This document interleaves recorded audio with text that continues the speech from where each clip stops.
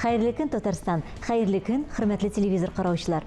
Бүген 27 апрель, сишәмбе. Мин Эльза Әхмәтҗанова һәм тапшырыбызның иҗат төркеме шушы минутларда безнең белән булган һәрбер тамашачыга матур көн, күтәренке кәеф теләп калабыз. Тормыш буенча ул тукталып калмаска дигән девиз белән атлый.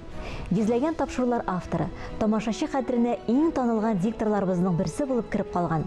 53 ел гомерен яраткан эше телевидениегә багышланган шәхес Лия Заһидуллина шушы көннәрдә матур, күркәм юбилейын билгеләп үтте. Ә бүген ул студиябызның кунагы. Хәерле көн, Лия ханым, исәнмесез? Хәерле көн, исәнмесез? 53 ел гомерегезне сез телевидениегә багышлагансыз. Һәм инде санап бетерерлек түгел сезнең иҗат иткән тапшыруларыгыз, телевизион программаларыгыз шул исәптән туры эфирда эшләүләрдә. Менә бүген мин сездән туры эфирда марафоннар алып бару турында сорамакчы булам. Сез бу юлны беренче алып баручы дип саныйбыз инде без, шулай бит? Әзерлекләр ничек барды? Ничек алар уздылар? Һәм инде әлбәттә бу күп вакыт таләп иткәндер, күп зур әзерлекләр таләп итә торгандыр. Төрле жанрларга караганда ул жанр бик авыр. Һәм тагы берсе бар, ул от всей души дип атала торган. Чын күңелдән. Чын күңелдән, ие. Ну, аны хәтерләр инде минем замана кешеләре. Ул аны Мәскәүдә алып барадыр Леонтьева, минем укытучым. Казанда мин алып барадырым, бүтән шәһәрләрдә, бүтән дикторлар. Ул да бик авыр әйбер. Марафон булды, ул бик хәтеремдә калды минем.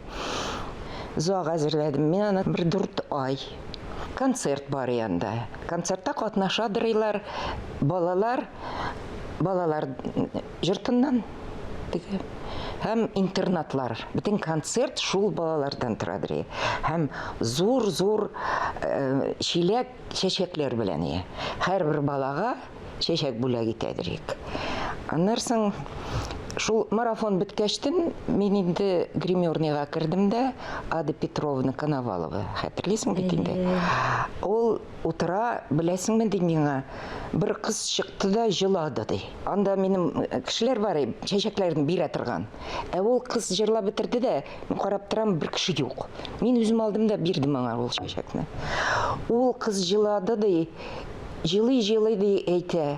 Менә миңа ди гомеремдә беренче мәртәбә чәчәк бүләк иттеләр ди. Һәм менә миңа ул үзе бирде ди. Шуннан ул теге менә хәзердә беләсезме хисләнәм. Чөнки әле шул сүз өчен генә дә ул марафонны эшләргә буладыр. Бу иң зур бәя инде, шулай бит. Шулай, ие. Иҗат төркемегез белән бергә сез бик хисап матур тапшырулар эшләгән идегез, цикллар. Ханым, бу сезнең үзегезнең авторлык проектыгыз, шулай бит? Аннан соң шәһәребезгә багышланган шәһәребезнең штрихлары турында, штрихи портрету города дигән бик матур бер зур шундый дәвамлы цикл булды. Шулай ук бик матур үзенчәлекле цикл Казан ханлыгының биек шәхесләре ханымнарга багышланган. Менә бу циклларда эшләү бу сезне башка яктан ачты кебек. Күпме генә акыллы, билемле, шундый матур хатыннар белән таныштым мин. Әмма ул ханым программасыннан күбесе аннары минем дусларым булып китте. 4 сериялы безнең бары «Великие женщины Казанского ханства» дип аталар ул. Менә анысы бөтенләй кызык булды. Чөнки тарихның эченә кирип китәсең. Менә беренче булып, беренчеләрдән булып без Нурсултан ханбикән турында сөйләдек, күрсәттек. Мен аны хәзер мен аны уйнадым да әле үзем. Анда ул бик шәхес. Аның кебек бик шәхес, дипломат. Ул беренче хатын кыз буларак по странам Востока дипломат булып барган. Һәм аны кабул иткәннәр. Лия Михайловна, күп кенә тапшыруларыгызны сез үзегез камерага төшергәнсез. Сезгә димәк алып баручы диктор, журналист һөнәре белән бергә операторлар һөнәрен дә үзләштерергә туры килгән. Бу ничек килеп чыкты? Кызыксынуыгыз зур булдымы? Әллә инде мәҗбүри булдымы? мәҗбүри дә булды, кызыксыну да булды. Чөнки мин аны камерага төшерә башлаганда, ул вакытта әле менә чит илләргә Бик чыгып йөреп булмый иде, әйме? ие. Мен ачылды гына. Мин камера алып төшереп җиридерим. Менә аның төп нәрсә дөнья күрәс килде. Һәм шуңа күрә өйрәнәсең. Нәрсә теләсәң, һәм аның аша үзеңнең теләгеңә ирешә алсаң, өйрән. Шулай. Бары тик теләк кенә кирәк. Теләк кирәк, бөтен эштә теләк кирәк. Теләк, ярату, менә нинди генә һөнәр булмаса да, теләк белән яратып эшләсәң, Нәтиҗәсе дә күркәм була. нәтиҗәсе шунда ук күренә. Лия Михайловна, тамашачыларның шунысын да беләсе килә торгандыр инде. Бүгенге көндә Лия ханым ниләр белән шөгыльләнә икән? Без инде әлбәттә сезнең белән хәбәрдар булгач, белеп торабыз аны. Консерваториядә укытуыгыз турында да тамашачыларыбызга әйтеп китсәгез иде. Кафедра оперного искусства дип атала инде ул. Опера сәнгате кафедрасы. Ие. Анда да бик иҗади кешеләр эшлиләр, бик мөлаим, ягымлы шундай, акыллы кешеләр. Аның мөдире Әлфия Ибраһим кызы Яппарова. Хәзер инде минем тәҗрибәм зур, беләсеңме, топлаганда. Әле сезне өйрәткәндә, әле ул хәтлек юк минем тәҗрибәм. Ни әйтәләр бит, нәрсәгәдер өйрәнәсең килсә, өйрәтә башла. Шул, ләкин ул хәтлек теге бөтенләй белемсез түгел инде мин сезне өйрәткәндә. Бик күпкә өйрәттегез, Лия Михайловна, бик зур рәхмәт. Сезнең мәктәпне бүгендә менә безнең белән сөйләшкән тамашачылар, килгән кунаклар тоялар. Шундук әйтәләр, сез бик шәп дикторлык мәктәбен узгансыз дип әйтәләр. Шуңа күрә аерым бер рәхмәт әйтәсем килә, менә форсаттан файдаланып. Бик рәхәт моны тыңларга. Әйе.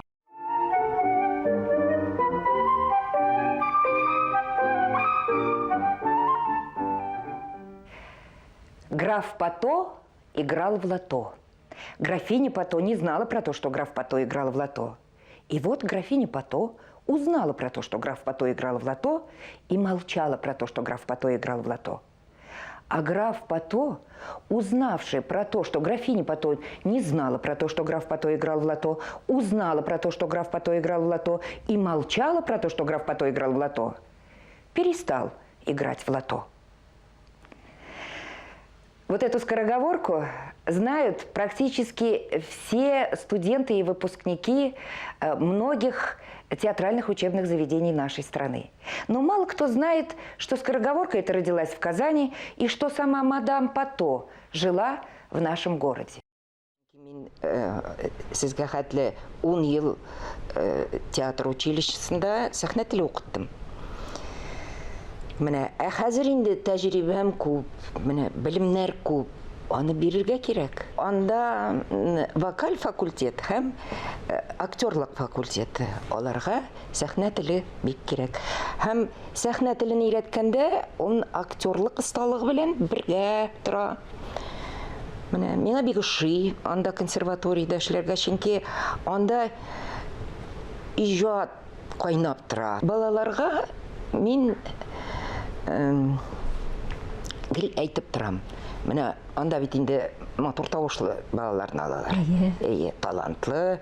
Мен әйтәм, менә матур тавышың белән син халыкны шаккатыра аласың. Менә шаккатыра аласың.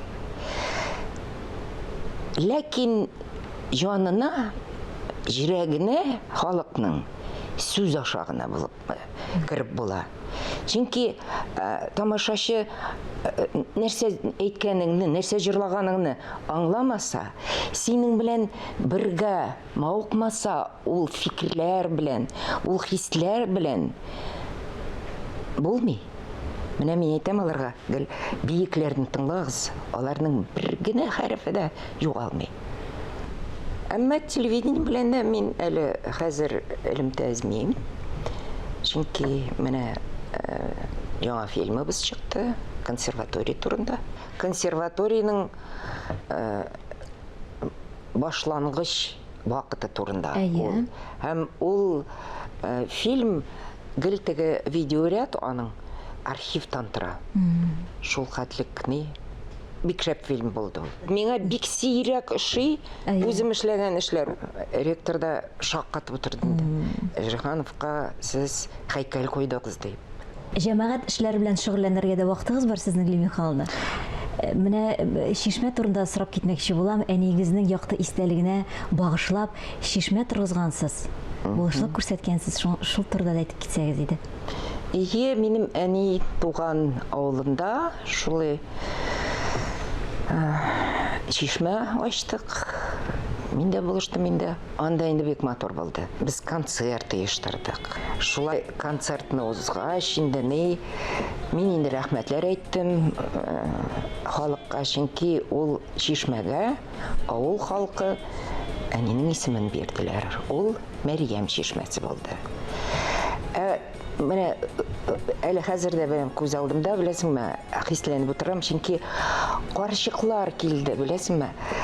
Бархат күлмәкләр киеп, брошкаларын тагып, анар мине кочаклап киләләр. Инде безнең шундый матур бәйрәм әллә кайчан юк инде, шундый хисләнеп. Шәхесләр дип әйтеп киттек. Сезгә бит инде эшләү дәверендә һәм бүгенге көндә дә шәхесләр белән якыннан аралашырга туры килә.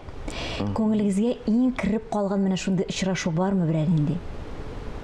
Сезне шаккатырган бәлки менә. Ой, беләсеңме, менә хәзер берәр кешене әйтсәм, әлтегесе күз алдымда тора, монысы. Чөнки менә мин Җиһанов белән дә интервью алганым бар һәм аралашып яшәгән. Име ул хәтлек теге тирән түгел инде. Әмма беләм инде. Якыннан булмаса да, әйе, очрашып Менә сөйләшкән. Бакый Урманчы белән бик Портретыгызны да ясаган Бакый. Бакый абый 2 портрет ясады, икесе дә Кремльдә эленеп торалар хәзер. Аның белән ул бит инде бер дөнья. Аның белән ул язганда бит инде анда сөйләшеп утырасың. Күпме фикер, күпме белемләр. Ул бит берничә телдә сөйләшкән. Ул җырлыйдыр да, уйныйдыр да. Һәм нинди шәхес, нинди калдырды ул шундый мирас. Һәм бик күп Валерий Порохова, ул Коръәнне тәрҗемә иткән кеше, гомерен шуңар багышлап. София Губайдуллина, аның җанына бардык Германияга, анда төшерде. Мин хәзер әзрәк үземнең архивымны туплап торам, име, бөтенсен карыйм. Үземә дә үземне дә шаккатырам. Менә утырам, карал күп эшләгәнбез икән. Һәм ялмыйча әйтәм, әйбәт әйберләр. Аны хәзердә менә күрсәтеп була ул фильмнарны. Гади тормышта бәхет турында күп сөйләшәбез бит инде. Бигрәк тә хатын-кызлар. Сездән ишетәсебез килә. Бәхет нәрсә соң ул? Ул сорауны гасырлар буе кеше бер-берсеннән сорый. Һәм ул сорауга бер кеше дә әле җавап бирә алмады. Сезнең җавабыгыз шундый була. Бер кеше дә җавап бирә алмады. Чөнки һәрбер кешенең үз бәхете. Кемдер эштә бәхетле, кемдер балада бәхетле, кемдер гаиләдә, кемдер ирдә бәхетле. Төрле бәхет бар. Ул һәрбер кешенең үзенчә.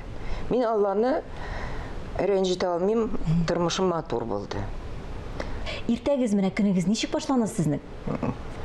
Уянам. Бер стакан җылы су эчәм. Гимнастика ясыйм. Кечкенә генә гимнастика 15 минутлык. Көн сайын. Көн сайын. Һәм бу сезнең матурлыгыгызның сере. Сер түгел инде. Сер ул минем әнидән әтидән калган, дәвәнидән калган. Алар 90 яшькә яшәгән, дәвәни дә, әни дә. Алар бер генә җыерчыгы да юк әнинең менә. 90 яшьтә. Сезнең бит девизыгыз да менә бу тормыш буенча сез үзегез дә барасыз. Бер кайчан да тукталып калмаска, гел алга һәм безгә дә шуны өйрәтә идегез. Гел алга, бер кайчан да тукталып калмагыз, нәтиҗәгез белән канәгатьләнеп утырмагыз дип әйтә идегез. Миңа приятно. Ишетүме? Алга барасың да вакытлар синең арттан бара. Мин үз яшьләремнән бер дә куркмыйм. Чөнки бик матур яшәдем, Аллага шөкер. Мин матур яшәдем дип әйттегез. Матур. Мин беләсезме нәрсә дип әйтәсем килә? Матур яшәдем генә түгел, матур яшим дип әйтик һәм матур итеп тормышыгызны, яшәешегезне дәвам итегез. Рәхмәт. Менә бүгенге көнегезне безнең белән башлаганыгыз өчен бик зур рәхмәт сезгә. Тагын бер кат сезне матур, күркәм юбилеегыз белән чын күңелдән тәбрик итәбез. Сез безнең телевидениедә иң яратып кабул итә торган, иң көтеп алына торган кунакларыбызның берсе. Сез чыннан да телевидение өчен олы шәхес, безнең инде легендабыз дип без әйтәбез. Бу инде бәлки сез бик яратып та бетермисез бугаймыны, ләкин бу чыннан да шулай. Рәхим итеп һәр вакытта да безгә килеп йөрегез, үзегезнең кыйммәтле киңәшләрегезне бирегез безгә. Рәхмәт.